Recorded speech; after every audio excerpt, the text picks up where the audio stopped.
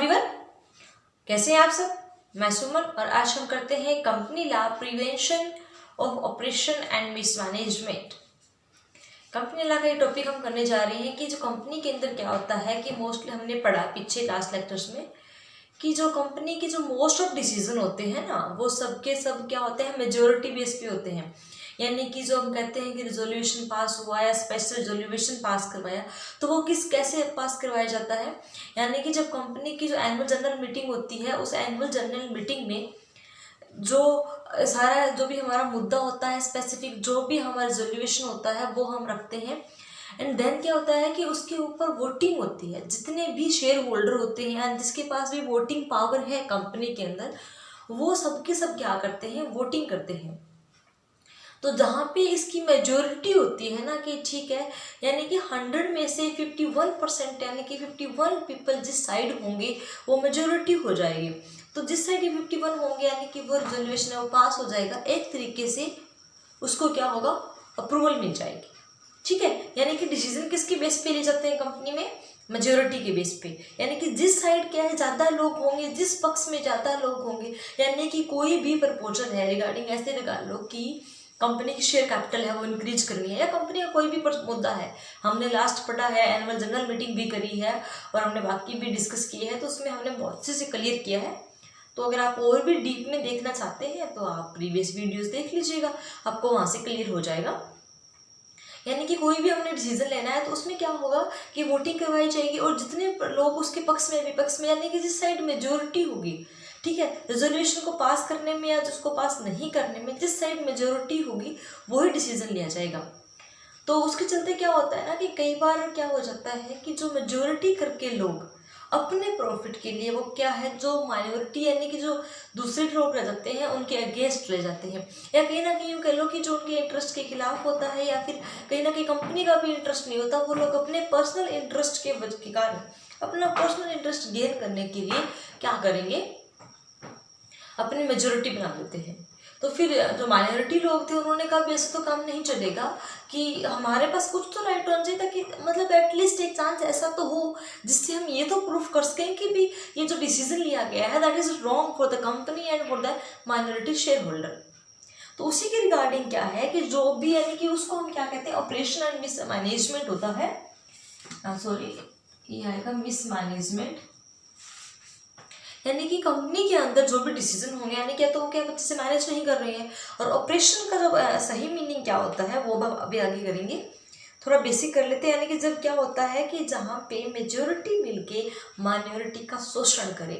सीधे शब्दों में ये कह सकते हैं। यानी कि मेजोरिटी लोग मिलके, ज़्यादा लोग मिलके वो अपने इंटरेस्ट के लिए वर्क करते हैं, और जो मेजोरिटी लोग होते हैं उनके अकॉर्डिंग नहीं, यानी कंपनी के लिए भी नहीं इतना बेनिफिशियल। जहाँ पे उनका बेनिफिट हो उस सब मेजोरिटी को डिसीजन लेते हैं, वो अपने अकॉर्डिंग रिजोल्यूशन पास करवा लिया, किसी के पक्ष में होना है विपक्ष में होना है। तो उसके रिगार्डिंग क्या है, तो फिर ऐसा देखा गया कि ये चीज़ें उसमें फिर कहीं मिसमैनेजमेंट की प्रॉब्लम आने लगी, या फिर यूँ कह लो कि इसमें थोड़े फ्रॉड के हो गए कि वो उनका तो वो बेनिफिट ही नहीं रहा ना। तो उसके लिए फिर क्या है, उन्होंने भी हमें, तो जो माइनॉरिटी लोग थे उन्होंने कहा भी हमारा कुछ हमें बेनिफिट मिलना चाहिए। तो उसको प्रिवेंट करने के लिए आर्टिकल डाला गया, उसको प्रिवेंट करें कि जो मेजोरिटी मिलके माइनॉरिटी को नुकसान ना पहुंचा सके, या वो अपने बेनिफिट के लिए कोई रिजोल्यूशन है वो ना डाल सके। बात करते हैं ऑपरेशन का क्या है।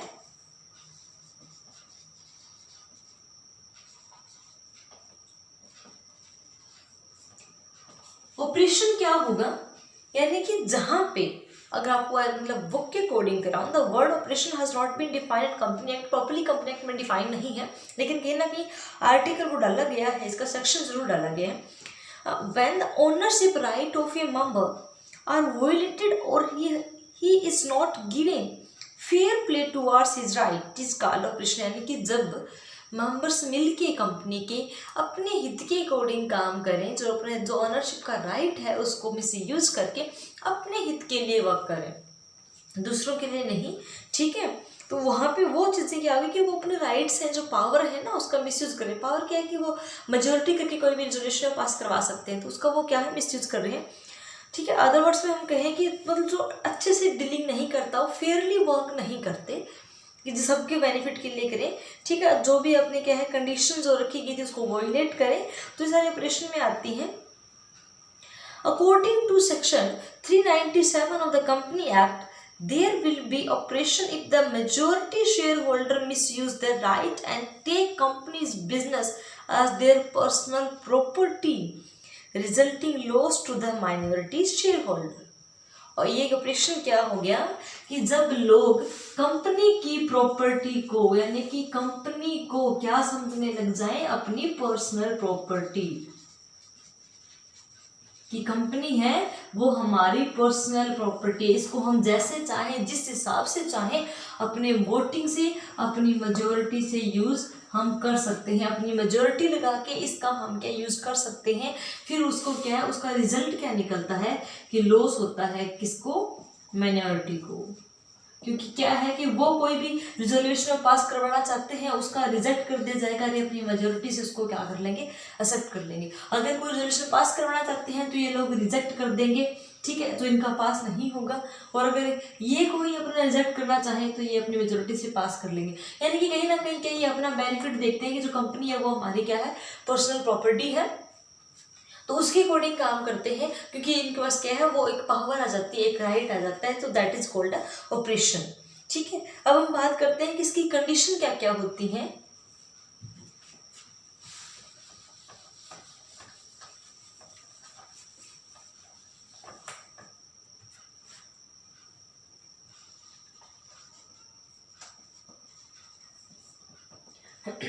कंडीशन क्या होगी,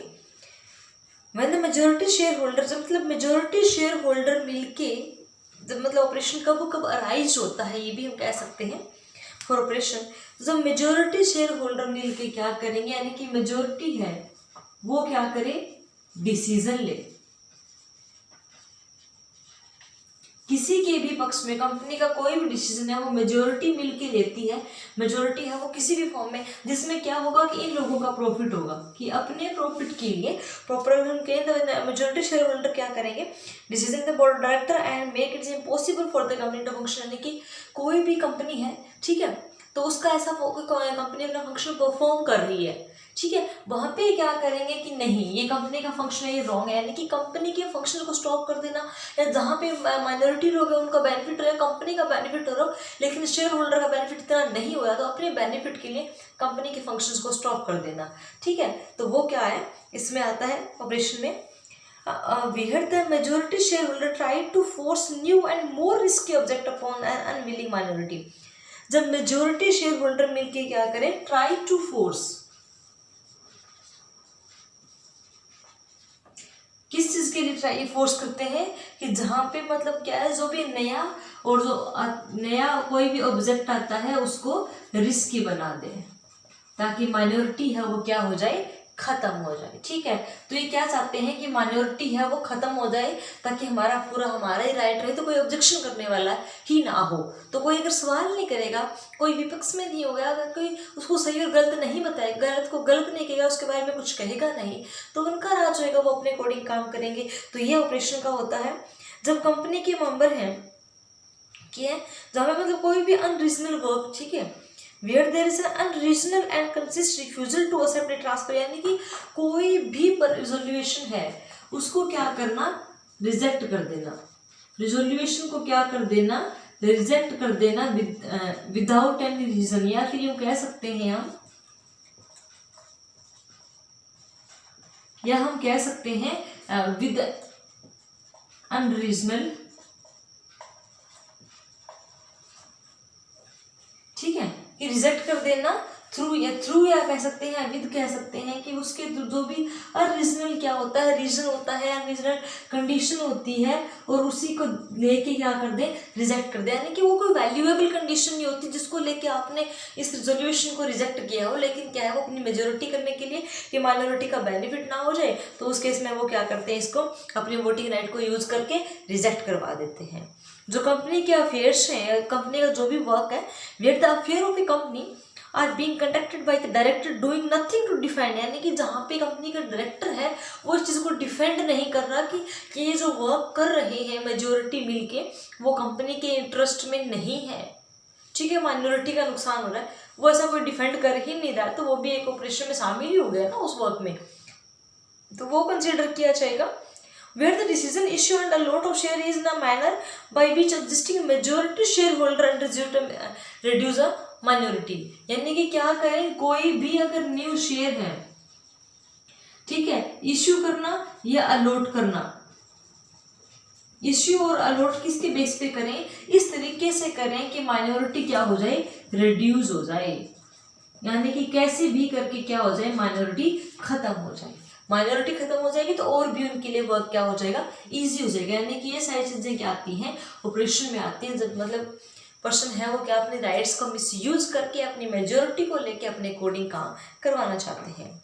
तो इसका प्रोसीजर है। फिर क्या हो गया कि ये तो प्रॉब्लम हो जाती है कंपनी में, ऐसे तो फिर कंपनी आगे बढ़ ही नहीं पाएगी जब इस तरीके की प्रॉब्लम कंपनी फेस करने लग जाएगी। तो उसके रिगार्डिंग क्या है, तो फिर माइनॉरिटी ने इस चीज़ को कहा कि भी हमें एटलीस्ट ऐसा प्रूफ करने का तो मौका मिलना चाहिए कि ये लोग हैं, मतलब ये कंपनी के हित में नहीं है, कंपनी के बेनिफिट में नहीं है। तो उसमें क्या होगा, प्रोसीजर ऑफ ऑपरेशन, ठीक है, इसका प्रोसीजर क्या है, प्रिवेंट करना ऑपरेशन को, या इसका मतलब किस तरह का प्रोसीजर है, तो वो हमारा क्या होगा, सबसे पहले किसके पास क्या राइट होता है, अप्लीकेशन टू NCLT, यानी कि क्या करेंगे, एप्लीकेशन दें किसको, NCLT को। NCLT मतलब नेशनल कंपनी लॉ ट्रिब्यूनल, ठीक है। तो सारे कंपनीज के जो भी मामले होते हैं उनको संभालता है national company law tribunal, NCLT के पास आएगा, ठीक है। सेक्शन 397 प्रोवाइड, सेक्शन 397 क्या है, इसको अलाउ करता है। इसमें क्या होगा कि जो भी माइनॉरिटी लोग हैं ना,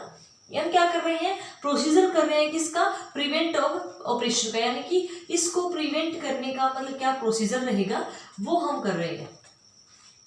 तो सबसे पहले हमें क्या होगा कि जो नेशनल कंपनी लॉ ट्रिब्यूनल है ना, उसको एप्लीकेशन देनी पड़ती है। एप्लीकेशन देगा कौन, माइनॉरिटी लोग देंगे, वो मिलके जितने भी माइनॉरिटी है उन लोगों की, वो मिलके क्या करेंगे, एप्लीकेशन डालेंगे भी इस कंपनी में, मतलब उनको सारी जो प्रॉब्लम होती है उनकी भी इसमें वो कंप्लेन के रूप में, जो कंपनी के अफेयर्स हैं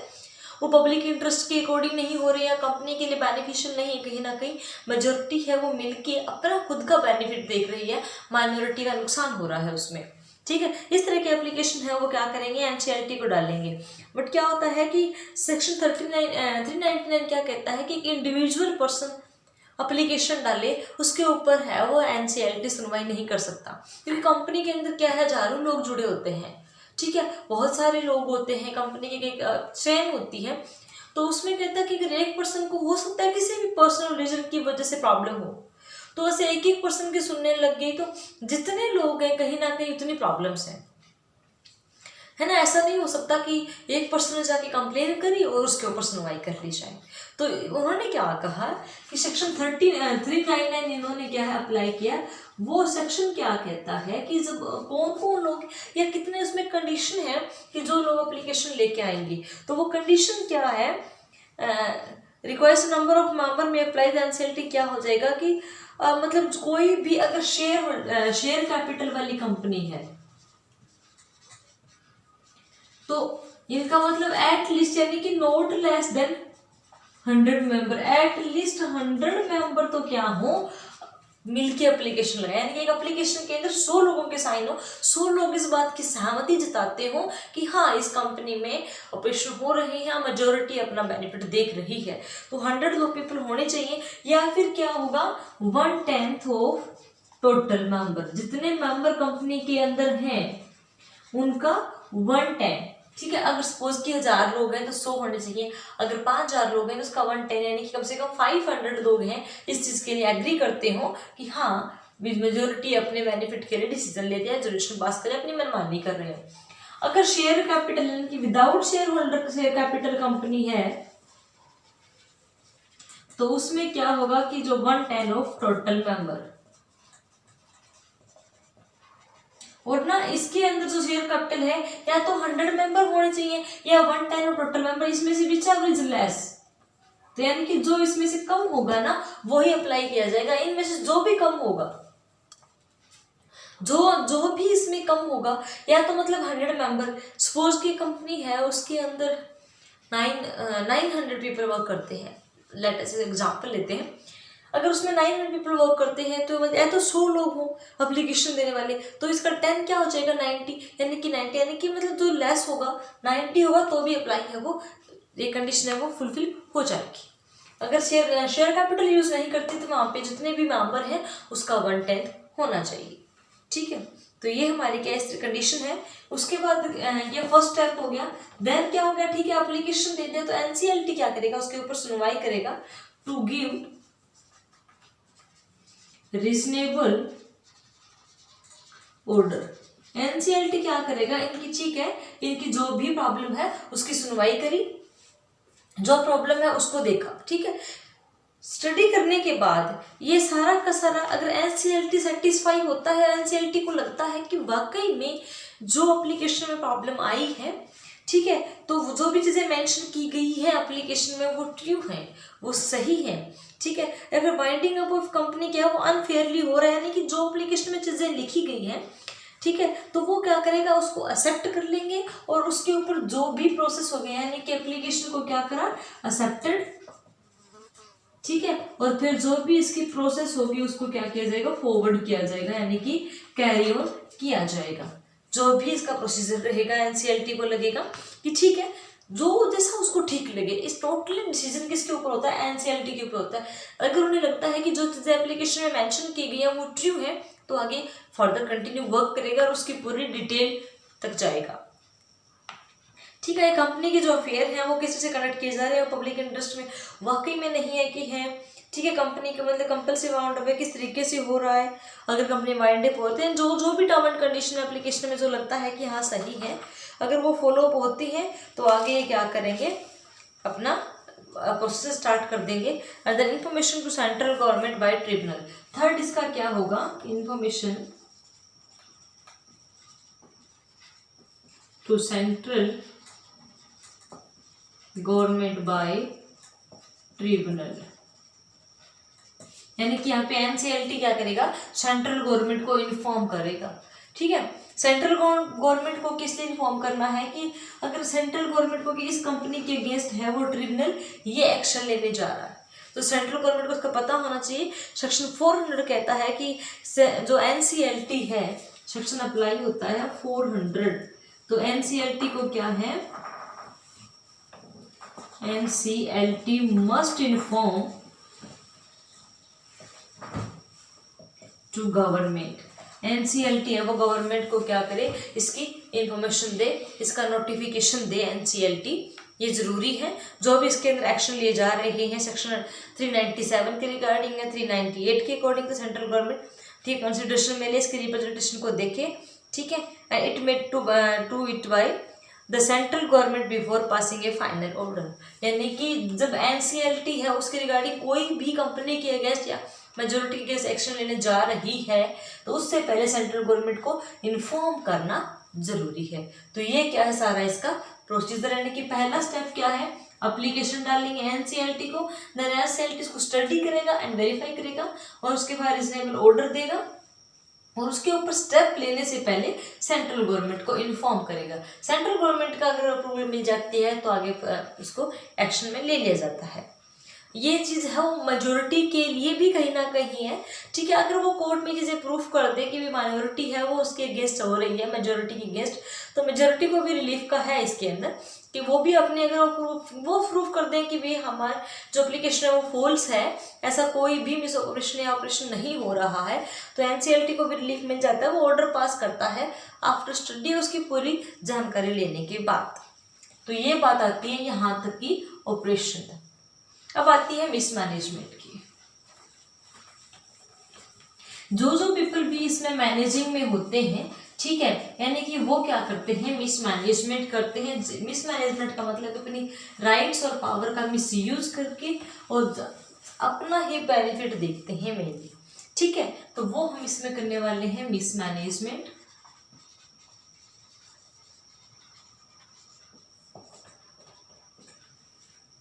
Mismanagement क्या है, if the affair of a company are being conducted in a manner prejudicial to the interest of a company or public interest, or thereby reason of any change in the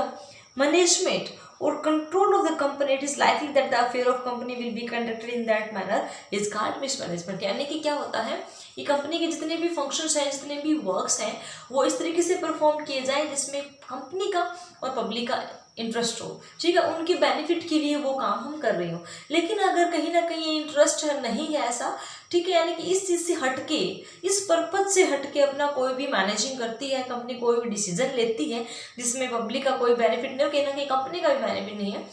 तो directors के द्वारा जो भी management committee होती है, administration होता है, उसके द्वारा डिसीजन लिया जाता है, that is known as mismanagement. यानी कि जो मैनेजमेंट है उससे, उस जिस ट्रैक पे चल रहे हैं उस ट्रैक से हट जाना,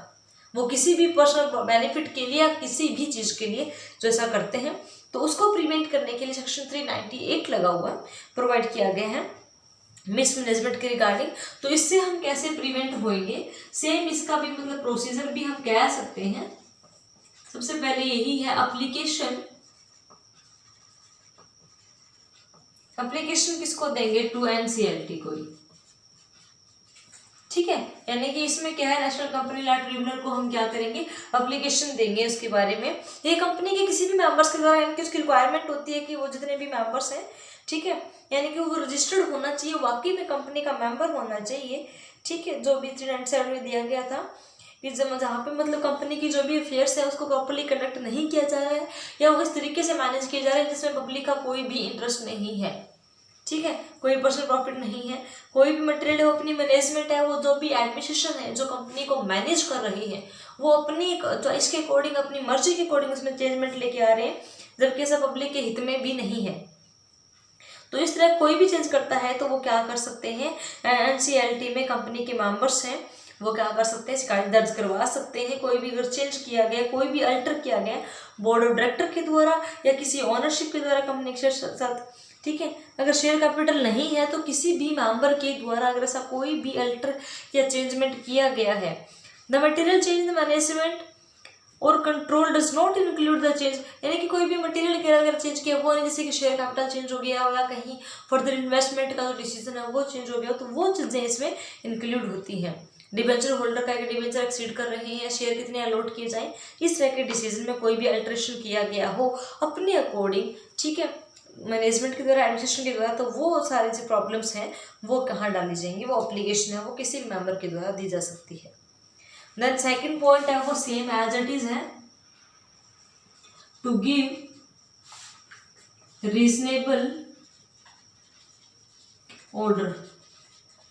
यानी कि फिर क्या होगा कि रीजनेबल है ऑर्डर दिया जाएगा, जो भी NCLT को जो भी जैसा भी सही लगता है उसी अकॉर्डिंग वर्क करता है। NCLT अपने जैसा वो ठीक लगे वो डिसीजन लेता है, चाहे वो फिर किसी के बेनिफिट में हो, बेसिकली पब्लिक के हित में होना चाहिए और कंपनी के हित में होना चाहिए, इस तरह का डिसीजन लेता है, ठीक है। इसका अप्लाई कौन कर सकता है, नॉट लेस देन, इसकी जो रिक्वायरमेंट है अप्लाई करने की, एप्लीकेशन अप्लाई करने की, ये वो क्या होनी चाहिए, नॉट लेस देन 200 मेंबर, कम से कम 200 लोग इसके अंदर होने चाहिए जो इसको अप्लाई कर रहे हो, या फिर क्या हो जाएगा as usual 1/10 of total member, या तो 1/10, ठीक है, 10वां हिस्सा टोटल मेंबर के कम से कम 200 लोग होने चाहिए, जिसमें जो भी कम होगा, अगर शेयर कैपिटल इशू करती है तो वहां पे 1/10 मतलब उसका हो जाएगा, जितने भी हैं, ठीक है, जो भी शेयर है उस कैपिटल है उसके रिगार्डिंग जितने मेंबर्स में काम करते हैं, शेयर होल्डर काम करते हैं, उसका 1/10 लोग इसमें होने चाहिए, ठीक है। तो इस तरह का इसमें होना चाहिए। In the case of company not having share capital, तो वहाँ पे मतलब 1/5 हो जाएगा, जो शेयर कैपिटल नहीं करते तो उसमें 1/5 हो जाएगा मेंबर्स, जितने भी मेंबर हैं उसके मतलब 5वां हिस्सा हो जाएगा, 1/5 पार्ट है वो इसमें जाएगा। और नंबर लेस देन मतलब क्या है कि जितने भी हैं, तो कई बार क्या होता है कि इनसे भी कम, यानी कि 1/5 से भी कम लोग अप्लाई कर देते हैं एप्लीकेशन, अगर सेंट्रल गवर्नमेंट उनको परमिशन दे दे, सेंट्रल गवर्नमेंट से वो परमिशन ले ले कि ठीक है इसके अप्लाई करना है, उनका एक रीजनेबल एक वैलिड रीजन हो तो सेंट्रल गवर्नमेंट उनको दे देती है इस बारे में। फिर उसकी जो भी पिटीशन डाली गई है, जो भी एप्लीकेशन डाली गई है, उसके ऊपर पूरी डिटेल पूरा का पूरा क्या है देखा जाता है, उनका आर्टिकल है, मेमोरेंडम है, या जो भी डिटेल चेक की जाती है, क्या क्या चीज़ें पास की गई थी, यानी कि उसमें फाइंड आउट किया जाता है। और उसके बाद क्या है सेम एज यूजुअल क्या ट्रिब्यूनल है वो सेंट्रल गवर्नमेंट को देगा और सेंट्रल फिर उसके बाद क्या है ऑर्डर पास कर दिया जाता है। जो भी होता है जिसके भी हित में होता है वो ऑर्डर है वो पास कर दिया जाता है इसके अंदर। और एनसीएलटी के पास क्या ऑपरेशनल रिस्क मैनेजमेंट को चेक करने की बहुत सारी पावर्स हैं, ठीक है, कंपनी की, कि इसमें जो एनसीएलटी है, क्योंकि देखो सारी एप्लीकेशन है वो किसके पास लग रही है, एनसीएलटी के पास लग रही है। एनसीएलटी के पास एप्लीकेशन डालते हैं तो फिर वो अगर उन चीज़ों को राइट और रॉन्ग है, एप्लीकेशन डालने वाले सही है या जिसके अगेंस्ट डाली गई है वो लोग सही हैं, ये चीज़ें तभी पता चलती है जब उसको हम क्या करेंगे डिटेल्स चेक करेंगे अच्छे से, उसको क्या है हम देखेंगे। तो इसमें क्या है पावर ऑफ एनसीएलटी, एनसीएलटी के पास national law company law tribunal के पास जो जो पावर्स है वो क्या है टू चेक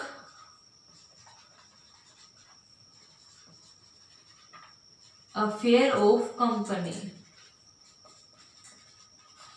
कंपनी के अफेयर्स को चेक करना, यानी कि जो भी कंपनी के वर्क्स हो रहे हैं, जो भी कंपनी किस तरीके से काम कर रही है, पब्लिक इंटरेस्ट में कर रही है कि नहीं कर रही है, जो मेंशन्ड है उस तरीके से कर रही है कि नहीं कर रही, कभी भी कैसे चेक कर सकता है, क्या कोई चेंजमेंट लाए हैं और चेंजमेंट का कोई रेजोल्यूशन है कि नहीं, किस बेस पे लिया गया है, वो सारी चीज़ें इसके अंदर। जब कंपनी वाइंड अप होती है तो मतलब फेयरली वर्क कर रही है कि नहीं, तो इसके अंदर आ जाएगा that the to wind up the company would unfair practice to grade member और मेंबर एप्लीकेंट्स, यानी कि जो भी एप्लीकेंट्स हैं उनके अगेंस्ट वर्क कर रही है कि नहीं कर रही, तो इसमें वर्क चेक करना and winding up procedure check करना।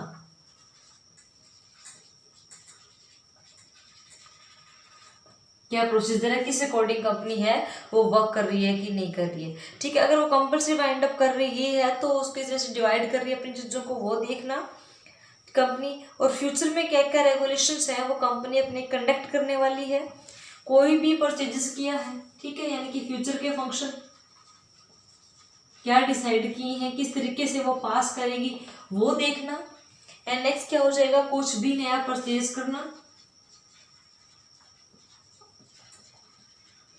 ठीक है, या इसको यूं कह सकते हैं परचेज का हो गया, या फिर अलॉटमेंट, कोई भी अलॉट करना, किस तरीके से अलॉट करेगी, इश्यू करेगी शेयर्स और डिबेंचर को,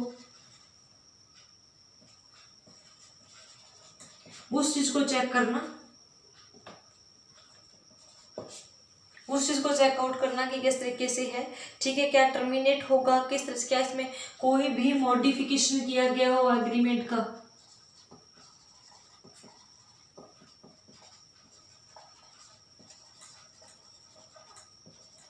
एग्रीमेंट में किसी तरीके कोई मॉडिफिकेशन किया गया है तो उसके लिए कोई रिजोल्यूशन पास है कि नहीं है, और same as it is resolution है वो किस बिहाफ पे पास किया गया है, कौन कौन से सेक्शंस हैं, ठीक है, अप्लाई किए गए हैं और किसके थ्रू कौन सी इन्फॉर्मेशन है, पूरी इन्फॉर्मेशन है वो रजिस्ट्रार के पास है कि नहीं है, वो चीज़ भी चेक करना,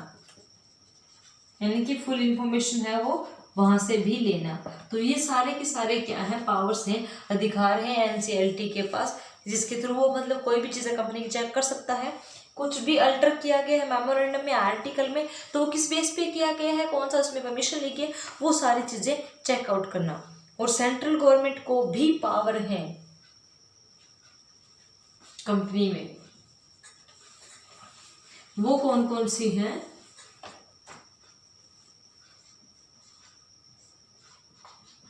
सेंट्रल गवर्नमेंट को क्या पावर्स हैं, अपॉइंटमेंट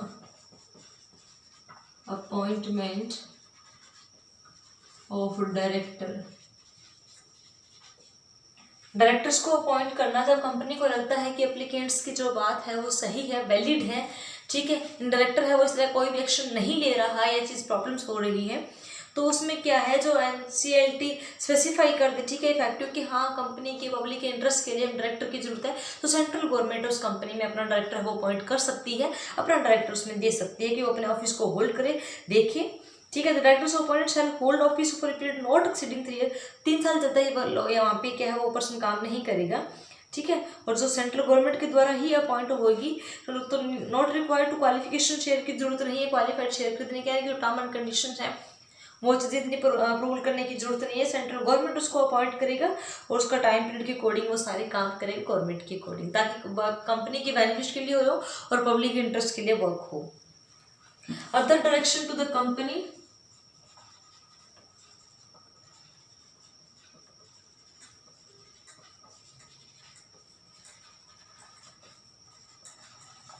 अगर डायरेक्शन देना कंपनी में, यानी किस तरह की डायरेक्शन होगी कि जो सेंट्रल गवर्नमेंट की द्वारा डायरेक्टर अपॉइंट किया जाएगा, चाहे वो एडिशनल डायरेक्टर हो या होल टाइम डायरेक्टर हो या मैनेजिंग डायरेक्टर हो, कोई भी हो, वो कंपनी के जो वर्क्स को डायरेक्ट कर सकता है कि कौन सा काम किस तरीके से किया जाना चाहिए, कौन सा काम कैसे किया जाएगा, या ऑडिटर को चेंज करने की जरूरत है या किसी आर्टिकल में चेंजमेंट की जरूरत है। इस तरह के डिसीजन और डायरेक्शन ले कर सकता है, डायरेक्ट उनको गाइड कर सकता है, डिसीजन है वो ले सकता है। एंड नेक्स्ट है पावर टू रिमूव, यानी कि सबसे बड़ी इसके पास राइट है पावर टू रिमूव। किस चीज को रिमूव करने के लिए? मैनेजियल पर्सोनल, यानी कि एक मैनेजमेंट के पर्सन को रिमूव करने की भी इसके पास क्या है? अधिकार है सेंट्रल गवर्नमेंट। कैसे? कि अगर लगता है कि ये पर्सन को रिमूव करना जरूरी है उसकी पोस्ट से, अगर अब जो ट्रिब्यूनल अपील कर दे कि हाँ ये पर्सन अगर इसमें रहा तो कहीं ना कहीं ये चीज़ें क्या हो जाएंगी, ये प्रॉब्लमेटिक है कंपनी के लिए, कंपनी के हित के लिए नहीं है, तो इसके पास अधिकार है कि सेंट्रल गवर्नमेंट है वो ये एक्शन ले कि उस पर्सन को उस पोस्ट से रिमूव कर दिया जाए ताकि इस काम हमारा स्मूथली चले। तो इसी के साथ आपका चैप्टर है वो mismanagement, prevention of operation and mismanagement है वो खत्म होता है, इसमें एंड होता है इसका। तो बेसिक चीज़ें हमने यहाँ पे कर ली है कि जो चीज़ें हमें सबसे पहले ध्यान में रखना है कि ऑपरेशंस क्या है, जहाँ पे मेजोरिटी है वो अपने हित के लिए माइनॉरिटी का नुकसान हो वो उस तरीके से वर्क करें जिसमें उनका फायदा हो। और मिसमैनेजमेंट क्या है कि जिस ट्रैक पे हम चल रहे हैं उस ट्रैक से हटके काम करना जिसमें खुद का इंटरेस्ट ज़्यादा रहे। ठीक है, तो ये मेजोरिटी और माइनॉरिटी का वो कंसेप्ट देखना है। और मिसमैनेजमेंट है वो एडमिनिस्ट्रेशन और डायरेक्टर के द्वारा की जाती है। तो आज के लिए इतना ही। होप सो आपको समझ में आया होगा, अच्छा लगा होगा। Thanks for watching, bye bye.